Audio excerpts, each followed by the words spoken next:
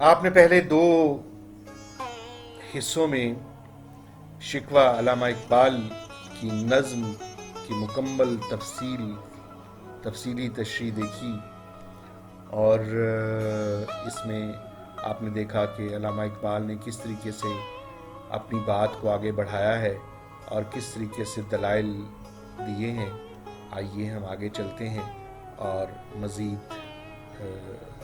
देखते हैं इस नज़्म को। कौन सी कौम फ़कत तेरी तलबगार हुई और तेरे लिए ज़हमत कशे पैकार हुई।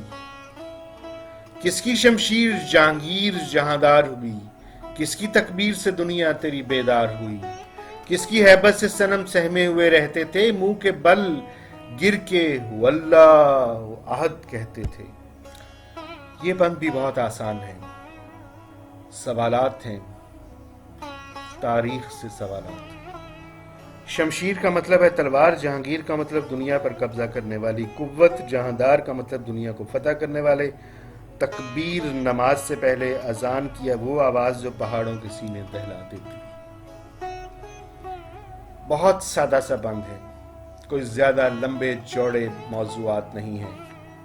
आसान से अंदाज में चंद सवालात करते हुए अल्लामा इकबाल ने अपनी बात को आगे बढ़ाया और फरमाते हैं कि अल्लाह, हम तुझसे ये सवाल करते हैं और मुसलमानों की कुर्बानियों का जिक्र करते हैं। तो अपनी बात को बढ़ाते हुए फरमाते हैं, क्या है मेरे मालिक, इस दुनिया में कितनी ही कौमें बसती हैं, मगर कौन सी ऐसी कौम है जो सिर्फ तुझे मांगती रही और तेरी ही रजा की तलबगार रही और तेरे ही लिए कोफ्ते और तकालीफ उठाती रही।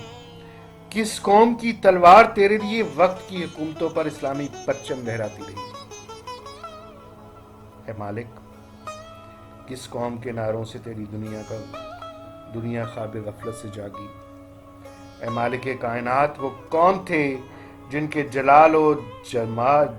जिनके जाहो जलाल और हैबत से वक्त के बड़े बड़े बुत कांपते थे और मुंह के बल गिरकर अल्लाह एक है की सदाएं बुलंद करते थे। आ गया ऐन लड़ाई में अगर वक्ते नमाज, किबला रूह होके जमी बोस हुई कौमे हिजाज। एक ही सफ में खड़े हो गए महमूद व अय्याज, ना कोई बंदा रहा और ना कोई बंदा नवाज। बंदा ओ साहबो मोहताजो गनी एक हुए, तेरी सरकार में पहुंचे तो सभी एक हुए।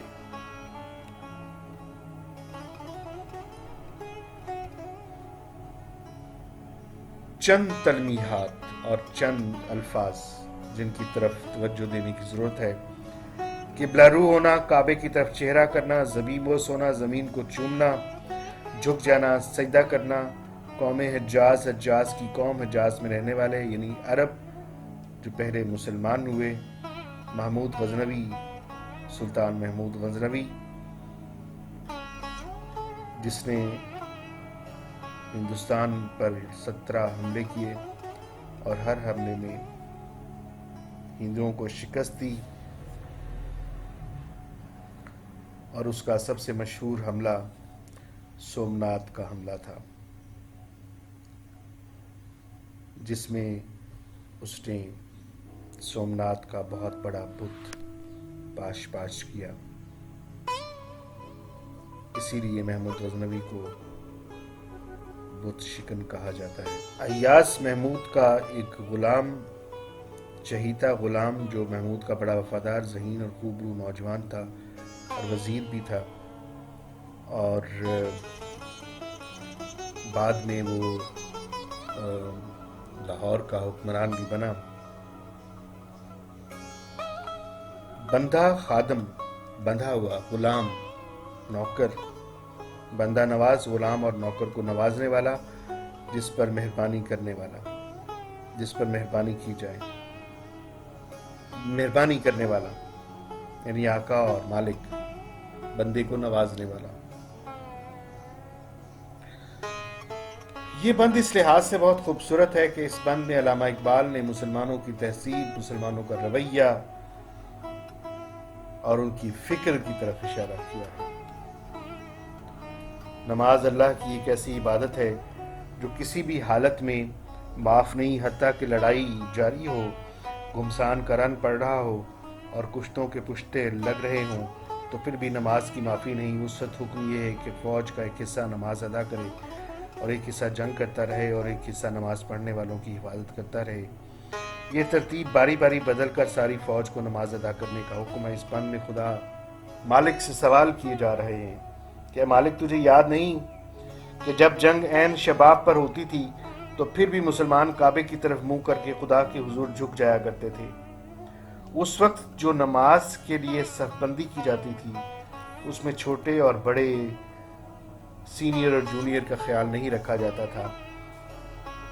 آج بھی جب نماز ادا کی جاتی ہے تو یہ تخصیص نہیں کی جاتی، تو سب کے دل میں ایک عظیم ترین ہستی خدائے واحد کا تصور ہوتا ہے جس کے سامنے ہر شخص، خواہ امیر ہو خواہ غریب، خواہ حکمران ہو یا کوئی نوکر، سب ایک ہی قطار میں کھڑے ہو جاتے ہیں۔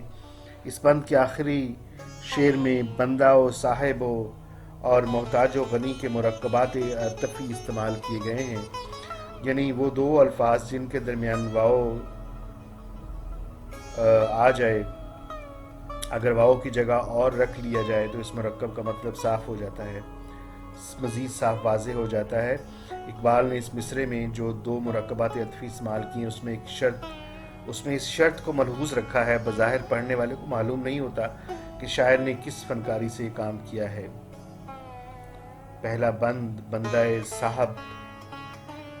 و صاحب ہے جس کا معنی ایک دوسرے کے کا الٹ ہے، یعنی غلام اور آقا، اور دوسرا مرکب محتاج اور غنی ہے جس کے معنی بھی ایک دوسرے کے برعکس ہیں، یعنی حاجت مند اور وہ شخص جو کسی حاجت کا محتاج نہ ہو۔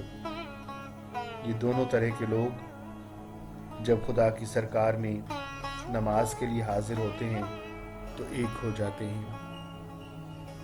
تو اس میں دو باتیں بنیادی بتائی گئی ہیں کہ جب لڑائی میں نماز کا وقت آیا تو سارے قبلہ رو ہو کے نماز کے لیے کھڑے ہو گئے، اور دوسرا یہ کہ نماز میں کوئی تخصیص نہیں رہتی بڑے اور امیر کی، محمود ہو، غلام ہو یا بادشاہ ہو، سلطان ہو، کوئی بندہ ہو یا آقا اور مولا ہو، کوئی محتاج ہو یا غنایت کرنے والا غنی ہو، جب بھی وہ نماز میں تیری سرکار میں پہنچے ہیں تو سبھی ایک ہوئے۔ اے مالک، کیا ہم نے ان اقدار کا خیال نہیں رکھا؟ اگلا بند پیش خدمت ہے کہ محفل کون و مقام سحر و شام پھرے، مے توحید کو لے کر صفت جام پھرے، کوہ میں دشت میں لے کر تیرا پیغام پھرے، اور معلوم ہے تجھ کو کبھی ناکام پھرے، دشت تو دشت ہیں دریا بھی نہ چھوڑے ہم نے، بحر ظلمات میں دوڑا دیے گھوڑے ہم نے۔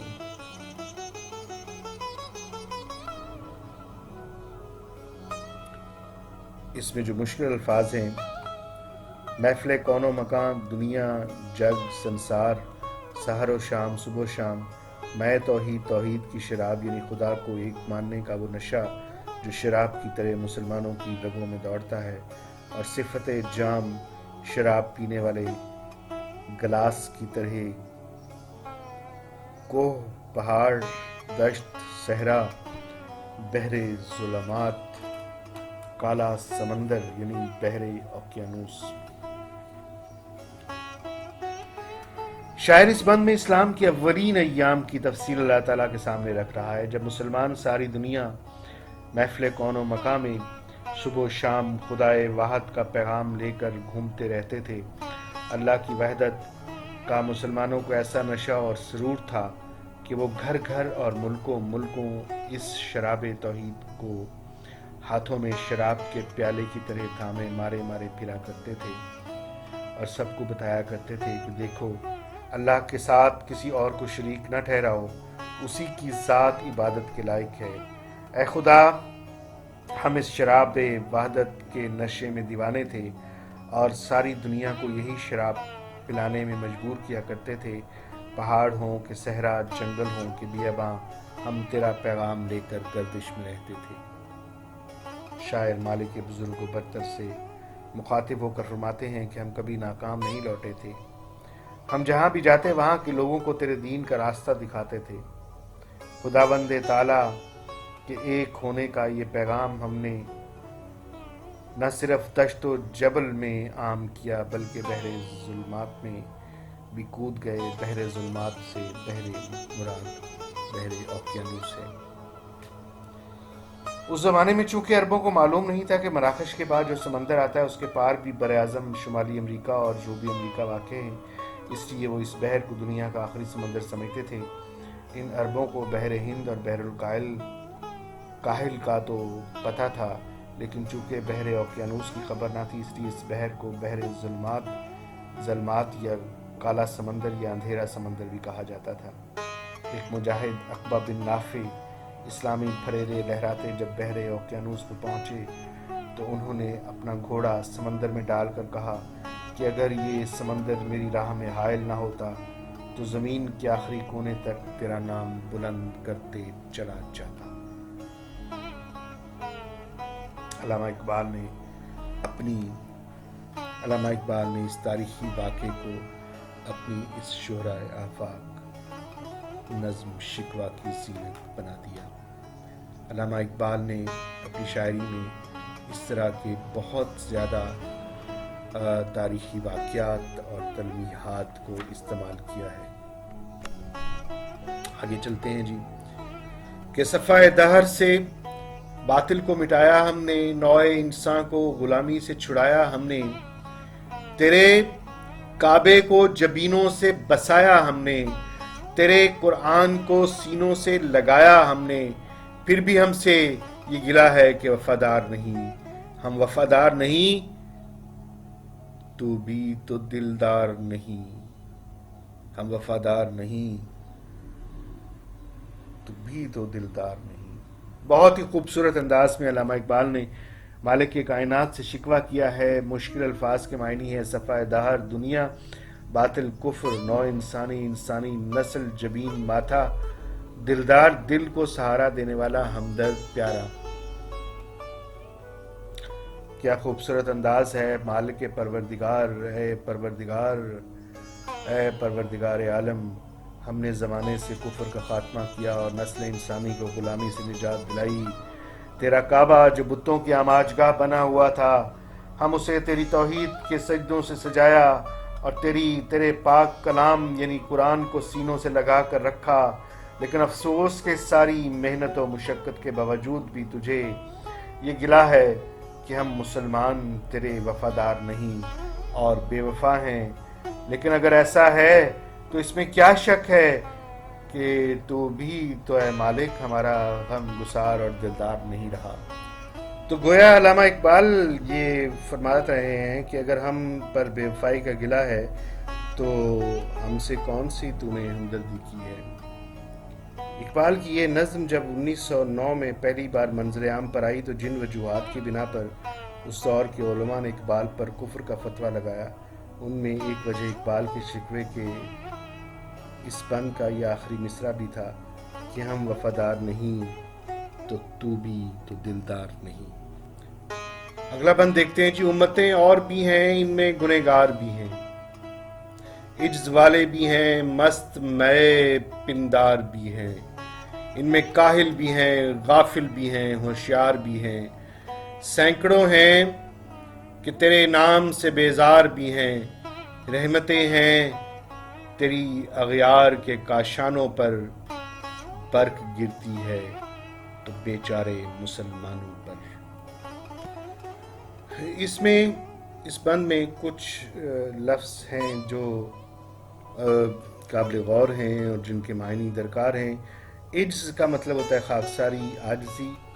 میں پندار، غرور کی شراب، مست میں پندار، غرور کی شراب میں مست یعنی غرور میں مست، گھمنڈی، کاہل سست غافل غفلت والے اغیار غیر کی جمع کاشانہ گھر اور برق بجلی۔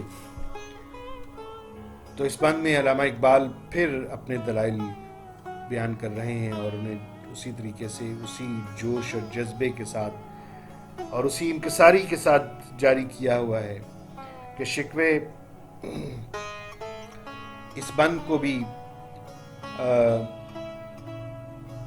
گستاخی قرار دیا گیا تھا علماء کرام کی طرف سے۔ علامہ اقبال نے اس بند میں اپنے شکوے کا دائرہ مزید وسیع کیا ہے اور دنیا کی دوسری قوموں اور امتوں کا موازنہ مسلم امہ سے کر رہے ہیں، کہہ رہے ہیں کہ اے خدا، اس دنیا میں اور اقوام میں بھی اور بھی اقوام ہیں جن میں پرہیزگار بھی ہوں گے لیکن گنہگار بھی تو ہیں،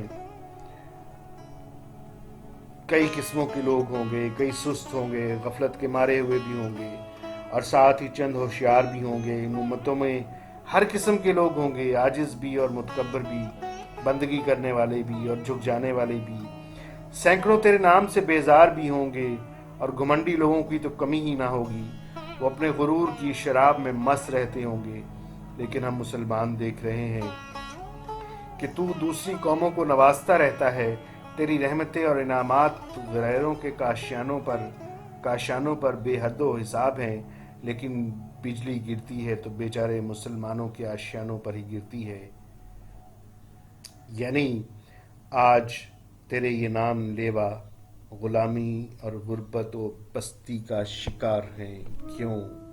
یہ رحمتوں کی بارشیں، یہ تیری عنایات، یہ غیروں پہ کیوں ہیں؟ اور تکلیفیں، مصائب، آلام، غربت، پستی، بدحالی، قسم پرسی، اے مالک، یہ مسلمانوں کی قسمت میں کیوں لکھتی ہے؟ جی جناب، آپ کی سماعتوں، آپ کی بصارتوں اور آپ کی عنایتوں کا شکریہ۔ اگر آپ کو یہ ویڈیو پسند آئی ہے تو اسے اپنے پیاروں، یاروں اور بیلیوں کو بھیجیے، سبسکرائب کیجیے، کامنٹ کیجیے اور لائک کیجیے۔ دعاؤں میں یاد رکھیے، پردہ ناچیز وارث اقبال۔